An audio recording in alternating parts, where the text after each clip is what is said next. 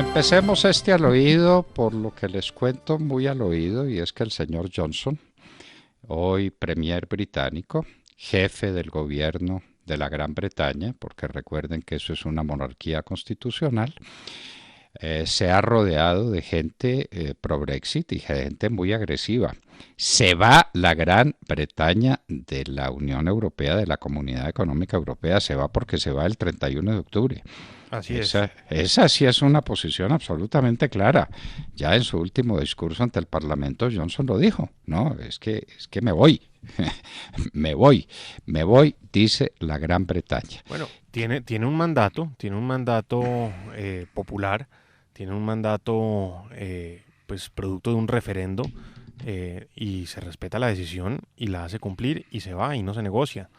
Eso para pensar un poco en que aquí tuvimos un plebiscito y lo negociamos, ¿no? Y lo que se dijo en las urnas, pues no se hizo valer.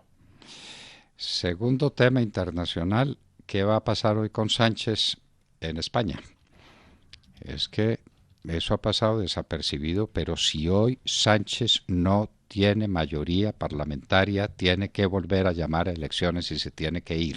En 10 minutos comienzan las votaciones, doctor Londoño, muy apretado el tema, muy difícil además porque pues Podemos se quiere quedar con el Ministerio del Trabajo, y eso es parte del botín que no quieren entregar los del PSOE.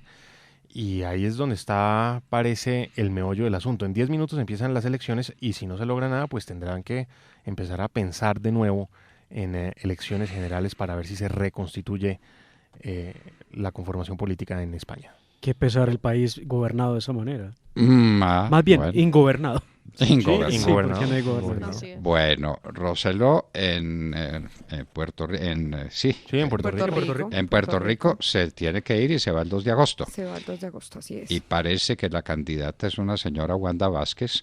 En todo caso, el pueblo ganó y el pueblo tumbó a Roselló, porque le cogieron unas grabaciones con unas conversaciones inauditas y allá se cayó.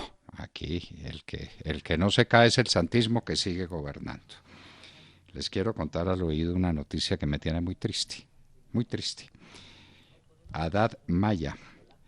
Yo estoy seguro de que esta tenista brasilera estuvo jugando aquí en Colombia, aquí en Bogotá. Haddad Maia ha sido suspendida por dopaje. Muy triste, ¿no les parece? Sí, muy triste esa noticia, doctor Fernando. Bueno, entonces son noticias internacionales de primera magnitud. ¿Le puedo dar una noticia positiva? Ay, yo espero, por favor. A mí me parece que es muy positiva. Son escasas. Mire, reporta Ecopetrol y el Ministerio de Minas y Energía que a junio la producción petrolera en Colombia llegó a los 892.338 barriles en un crecimiento de 4,2%. Mírelo como quiera, o sí, una caída de 1 millón de barriles que fue lo que dejó produciendo el presidente Uribe. Bueno, pues es que venimos de un desastre. Bueno. Es que se va recuperando el camino. Déjeme mirarlo así. Sí. La noticia positiva es que estamos menos fregados de lo que estábamos antes porque estamos dependiendo absolutamente del petróleo. Volvimos 60 años atrás porque no estamos exportando nada, pero bienvenido que produzcamos más. Pues sí, haciendo la comparación de los primeros 6 meses del año pasado, del 2018, en 2018 se produjo 855.748 versus los 892.338 de este año. Mucho más que Venezuela. Venezuela, la rica, la ultra rica, la 1000 veces rica en petróleo. ¿En cuánto está? Pues está como en 500 o 600 mil barriles, como no dicen una verdad, de ninguna manera. Verdad. Entonces, pero están por debajo de 600 mil barriles diarios. Y Venezuela debía estar produciendo más de 3 millones de barriles al día. Eso es lo que ha hecho el socialismo del siglo XXI y por eso vamos a aprender socialismo a través de estos patriarcas de las FARC que se fueron para el Foro de Sao Paulo a hacerle homenaje a Maduro. Muy bien. También hay crecimiento en Colombia de la producción de gas. También revelan ese dato. Sí, 8,6% creció la producción de gas. Estamos produciendo 1.040 millones de pies cúbicos pero, promedio al día. Ojo, que si no hay fracking nos quedamos sin petróleo y sin gas. Ojo, que el país no es viable sin fracking. Hombre, dejen de darle a eso tantas vueltas y adelante con el fracking. Son decisiones políticas que hay que tomar y que eso tiene oposición y que van a gritar unos ambientalistas de pacotilla que hay aquí que no protestan con las voladuras de los oleoductos, pero sí con el fracking de lo que depende nuestro futuro. Adelante, presidente, haga fracking y no lo discuta más. La ministra de Minas está absolutamente convencida de eso. Ecopetrol sabe que sin fracking no tiene futuro. Por Dios, fracking. Y con fracking tendríamos gas para el resto de la vida. ¿Oyó lo que dijo el gerente de Ecopetrol? Tendríamos gas para 70 años. Es decir, resolveríamos el problema del gas para siempre. Y lo seguimos meditando. Los ambientalistas de la universidad, no sé qué, una partida de mamertos dedicados a hacer imposible la vida del país. Por eso está hombres de Estado como Petro diciendo que va a reemplazar el fracking con aguacates. Hombre, seamos serios. Qué ironía las suyas, ¿no? Pero ¿y qué hacemos, pues? Si no vayan a creer, pues, que el doctor Londoño está diciendo que Petro es un hombre de Estado. Es una ironía. Los traduzco, pues, porque... Bueno, muy bien. No falta que saquen su grabación diciendo que usted es el gran promotor de Petro presidente. Y ahora ese tal Petro está atacando a Andrés Felipe Arias y diciendo que Andrés Felipe Arias recibía plata de Odebrecht cuando era ministro de Agricultura. Miente el señor Petro. Lo desafío a que muestre un cheque, a que muestre un testimonio real de que hubo dinero en efectivo. Miren las operaciones de Odebrecht, todas, a ver si hay un peso para Andrés Felipe Arias siendo ministro de Agricultura. Pero Petro, y lo va diciendo tranquilamente en el Congreso, y entonces le hacen eco todos los que sabemos en la prensa. No, Andrés Felipe Arias recibiendo plata de Odebrecht. Mienten descaradamente. No recibió un peso de Odebrecht. Además, cuéntenme, Odebrecht, ¿para qué soborna a un ministro de Agricultura? ¿Qué tiene que ver un ministro de Agricultura con las operaciones de Odebrecht en este país o en cualquiera otro del mundo? Nada. Bueno, pero el todo es acusar, de la acusación algo queda, de la calumnia algo queda. Pero Andrés Felipe Arias, que está metido en una cárcel de manera inicua, injusta, entonces ahora tiene que soportar a Petro diciendo esta barbaridad. Porque como la dijo en el Congreso, según la jurisprudencia de la Corte, en el Congreso tiene derecho a decir lo que le da la gana. ¿Cómo les parece? Pues es lo que hay que ver. Siguiente noticia, ¿mala o buena? Ustedes escojan. A ver, buenas. Buena. Noticias buenas. Buena. Sí. Hay que pensar. Bueno, entonces mire, para no darle vueltas. Pero no, sí le tengo una buena, ¿no? Sí le tengo una buena. Lo que pasa es que... ¿Lo pensaste mucho? Lo que pasa es que en un principio la cosa fue un poco dramática porque se puso feo el panorama. Mire, ayer tuvieron que retirar el proyecto de ley de doble instancia, proyecto de acto legislativo de doble instancia, por un párrafo que la oposición vio como inconveniente, que indicaba, voy a tratar de traducirlo, palabras más, palabras menos, que la pena quedaba en efecto suspensivo y todos los que no han tenido derecho a la doble instancia y que fueron condenados en única, pues saldrían de su prisión para poder defenderse en libertad. Ante la avalancha de críticas que sufrió el acto legislativo, se determinó retirarlo, pero ayer mismo fue radicado sin ese artículo y ya está listo para hacer frente a los debates en las próximas semanas. Entiendo que era un parágrafo completamente inconveniente. El constituyente no tiene por qué hablar de la condición del preso a lo largo del proceso. Eso lo determinan los jueces del proceso para saber si la persona puede estar en la cárcel o debe estar en la calle mientras se defiende. Ese es un problema judicial, ese no es un problema del constituyente. Eso fue una equivocación de quienes redactaron el proyecto así, de manera que en buena hora corrigen y volvemos con una doble instancia que ya inclusive en Colombia fue aceptada. Ya eso es incontestable, esa discusión no existe. Lo que existe es la discusión sobre la retroactividad. Pues claro que es retroactiva, señor, porque es una norma posterior y favorable al reo. El reo tiene derecho a la doble instancia, porque se la negaron en violación de sus derechos humanos. ¿Correcto? Bueno, pero ahora vamos con el tema de Odebrecht y de la Ruta del Sol 2. ¿Esa obra se terminó de ejecutar o no se terminó de ejecutar? No se terminó. No se terminó de ejecutar. Solamente se logró un 52% fue el avance. Muy bien. Y entonces, ¿por qué se dio por terminada sin declarar la caducidad? Explíquenme. Pues yo tengo una explicación que no sé si usted ¿Quiere explicar usted, Otania, en qué consiste la caducidad? ¿O quieren que se los explique yo? ¿Qué quieren? Sí, A ver, la caducidad, como bien aparece en el Estatuto General de Contratación de la Administración Pública, la Ley 80 de 1993, es una de las prerrogativas o cláusulas excepcionales que posee el Estado y es una figura creada precisamente para efectivizar el ejercicio de la autoridad y amparar el interés general, que esto se encuentra inmerso y se encuentra ligado al cumplimiento de los fines esenciales para los cuales la administración pública ejecuta el gasto. Entonces el consorcio se constituye en una constructor. sanción. Muy bien. ¿El consorcio constructor estaba incumpliendo o no estaba incumpliendo? Claro que estaba incumpliendo. Y entonces, si estaba incumpliendo, ¿por qué no le decretaron la caducidad? Y no me diga efectivizar, que me suena espantoso. De pronto la Real Academia lo aceptó, no lo sé, pero me parece ya le consultamos espantoso. a la Real Academia inmediatamente en el app. Efectivizar, a ver si eso existe. Hacer efectivo, ejecutar, bueno, hay tantas maneras de decirlo, pero no importa. ¿Por qué no se decretó la caducidad? ¿Por qué? Pues eso nos preguntamos, porque ahí se cumplen todos los supuestos de hecho y realmente es una sanción que se tenía que imponer en su momento en el gobierno de Santos, no se hizo y por el contrario lo que se buscó fue la terminación anticipada del contrato, que era lo que más le convenía en ese entonces pues es que son los socios de Juan Manuel Santos, ¿no? Pues no sé, pensarás mal y de pronto aceptarás. Efectivizar sí existe, aceptado por la Real Academia, es una palabra que se utiliza. Retiro mis palabras, me suena pero venga, pero espere un momentico. En Argentina, en Bolivia, en Ecuador, en Paraguay, en Perú y en Uruguay es una palabra que se utiliza mucho en el modismo. Sí, en Colombia no es tan utilizada, lo dice la Real Academia. Bueno, es que efectivizar es espantoso. Hacer efectivo, en fin, no importa, no nos enredemos en eso.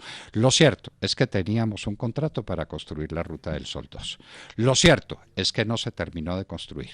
Lo cierto, según dicen los que han intervenido en esto, es que no se terminó por incumplimiento del consorcio contratista. Y lo cierto es que no se le declaró la caducidad. Y uno se pregunta por qué. Y entonces estamos en un lío, pero hay un tribunal de arbitramiento en marcha. ¿Cómo es eso, Tania? Bueno, sí, doctor. Precisamente hay un tribunal que va a dirimir este conflicto entre la ANI, que es la Agencia Nacional de Infraestructura, y el consorcio, el cual se encuentra integrado en ese momento por la sociedad Odebrecht y Pisol y CSS Constructores. Entonces, el 6 de agosto es el día que se tiene previsto para que se lleve a cabo la audiencia y este laudo va a ser la decisión vinculante para las partes, en la cual pues descaradamente podemos decir que Odebrecht asegura que la deuda que se tiene con los bancos que financiaron la construcción de ese 52% que mencionaba Demar, pues le corresponde al Estado pagarlo, porque si no es así, pues se va a generar casi que un enriquecimiento sin justa causa por parte del Estado y ellos alegan que pues precisamente esa deuda se tiene que pagar por parte del Estado a las 7 entidades financieras del país y eso es algo que no nos cabe en la cabeza. ¿Por qué el Estado tiene que, no el Estado ni siquiera, por qué nosotros como colombianos tenemos que responder por la corrupción de la multinacional brasileña, de este consorcio? Tenemos que responder por la decisión que tomó la superintendencia de Juan Manuel Santos de no haber hecho lo que correspondía con el contrato. Y entonces, claro, la ley 80 como la ley de infraestructura obligan a reconocer el porcentaje y a pagar lo que se haya logrado entregar en obras. Las superintendencias no decretan caducidades de los contratos administrativos. Pues vea usted que en este caso sí lo hicieron. No, pues no lo pueden hacer, pueden hacer. No decretaron la caducidad. Entonces, ¿que decretaron la terminación anticipada del contrato de buenas a buenas? sin perjuicios para que una parte le pague a la otra. Y si estamos en vísperas de un tribunal de arbitramiento que va a resolver eso, ¿por qué no nos atenemos a lo que diga el tribunal? ¿Quiénes son los árbitros? ¿Se sabe?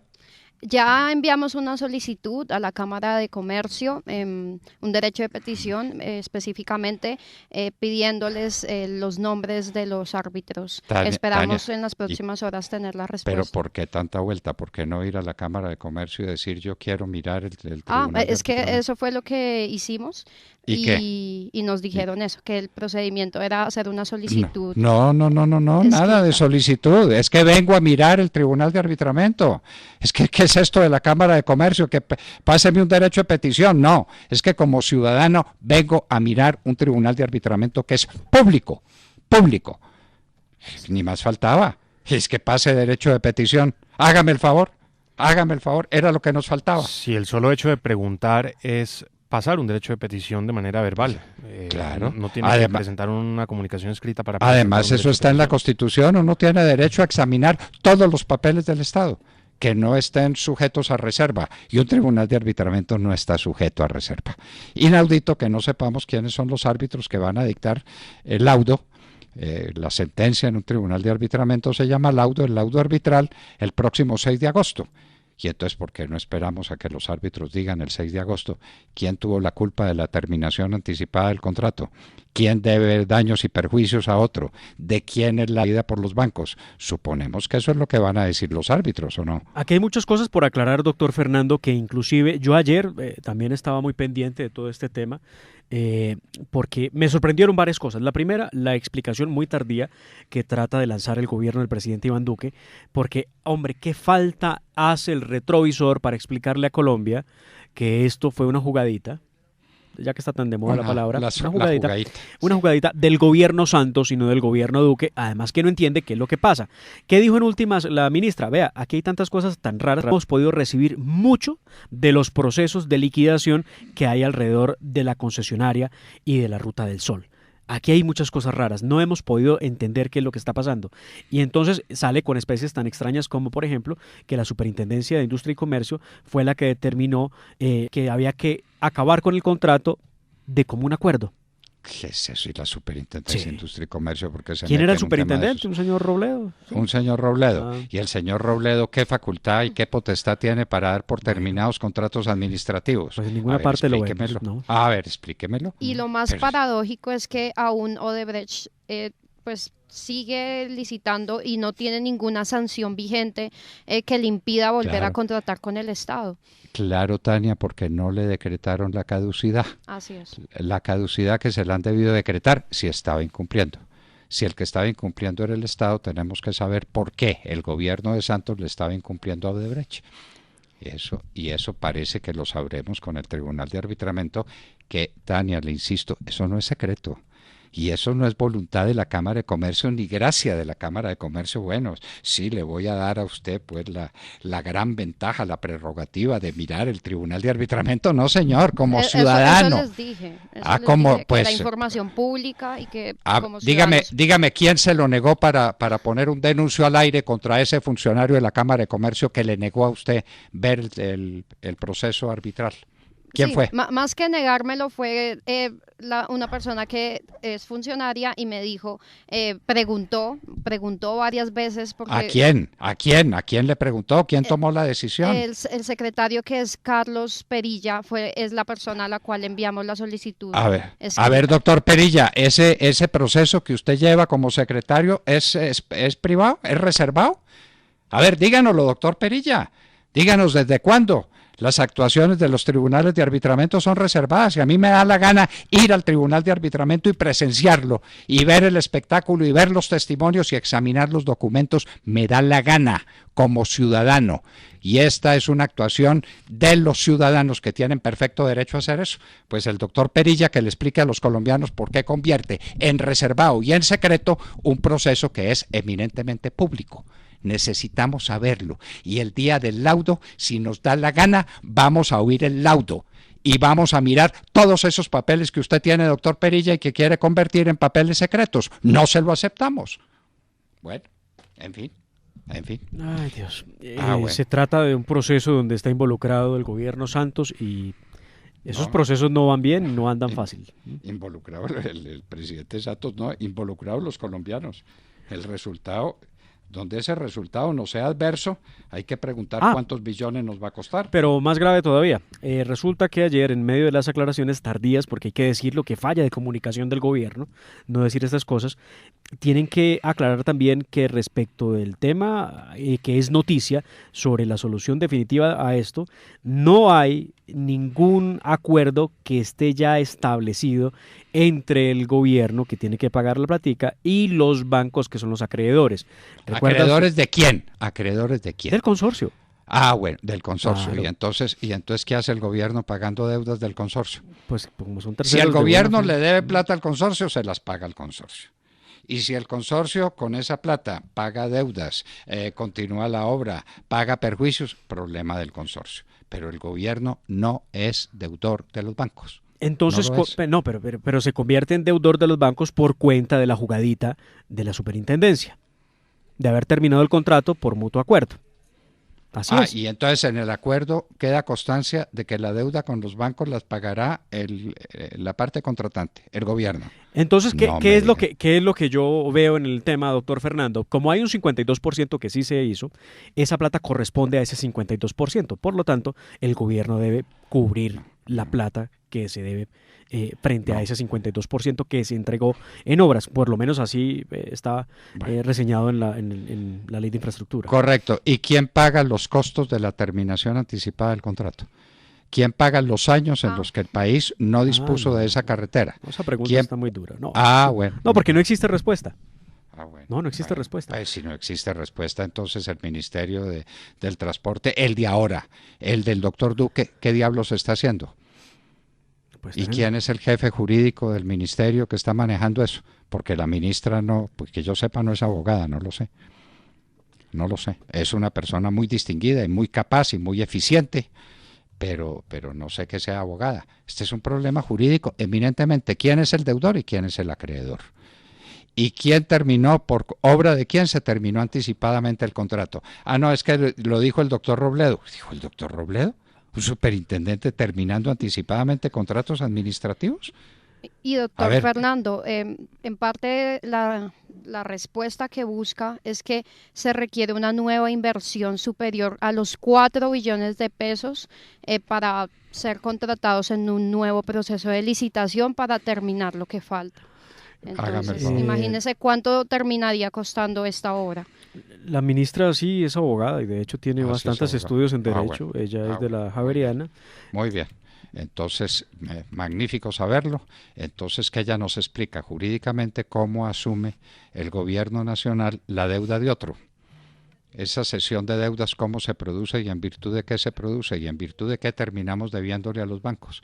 Si le debemos al consorcio, perfecto, hay que pagarle al consorcio. Y el consorcio verá qué hace con la plata. Y si el consorcio tiene deudas con los bancos, pues que las pague. Con los bancos, con Pedro, con Juan, con Diego, con el que sea. Es problema del consorcio. Son recursos del consorcio. Pero ¿por qué el gobierno? ¿Por qué se mete en eso?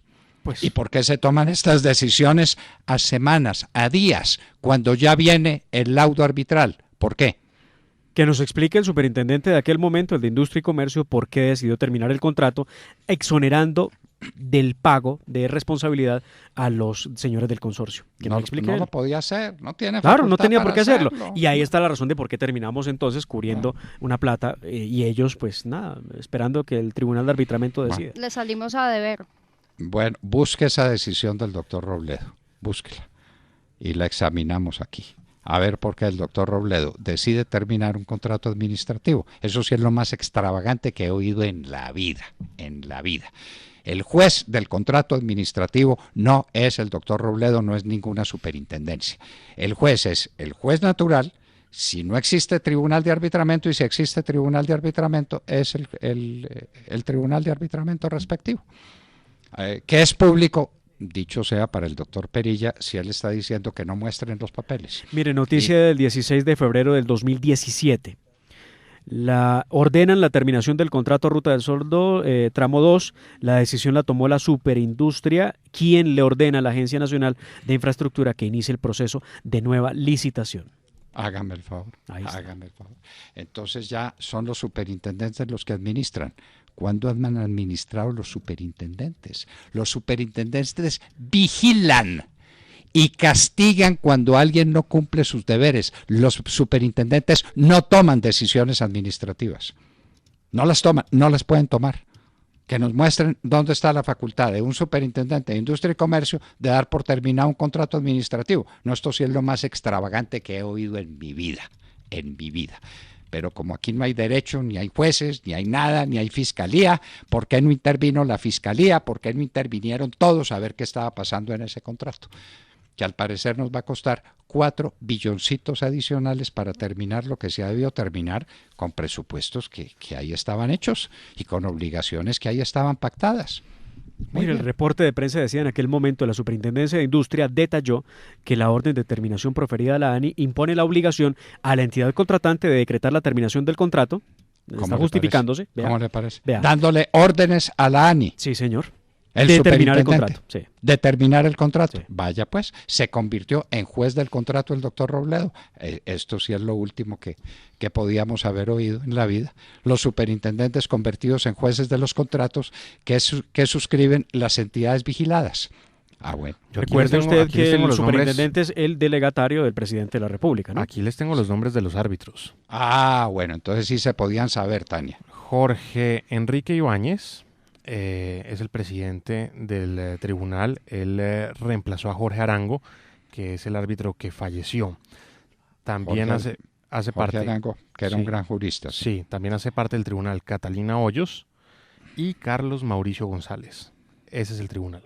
Carlos Mauricio González y Catalina Hoyos. Correcto, ese es el tribunal. Entonces vamos a ver y averigüemos quiénes son ellos y qué antecedentes tienen en contratación administrativa. Deben ser personas muy ilustradas. Sí, el doctor Ibáñez ha participado en muchísimos tribunales de arbitramiento en materia de infraestructura. Bueno, perfecto. Eso lo tengo clarísimo. Bueno, perfecto. De los otros dos árbitros no... Averiguaremos. Podemos Averiguaremos, pero los nombres. Pero mire, Tania, cómo Sergio sí pudo encontrar lo que usted no encontró. Sí, muchas gracias. La experiencia. La experiencia que hace verdaderos sabios. Llegué cargado de vacaciones. Sí. Y nos vamos. Y yo que fui hasta la Cámara de Comercio y no me lo dieron. Llegué recargado de las vacaciones. Pero bien, de eso se trata. Muy bien.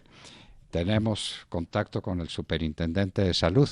La salud es un tema contra el que no hay un colombiano que pueda estar en desacuerdo con que haya mejor salud en Colombia, con que los hospitales puedan pagar lo que deben, que le puedan pagar a sus médicos, le puedan pagar a sus enfermeras, puedan atender a la gente oportunamente. No hay nadie que esté en desacuerdo con eso. Pero ¿por qué existía ese hueco? ¿Y quién tiene que cubrir ese hueco? En un minuto estaremos con el doctor Fabio Aristizábal Ángel, superintendente de salud. Y les hablábamos al oído. 7:48.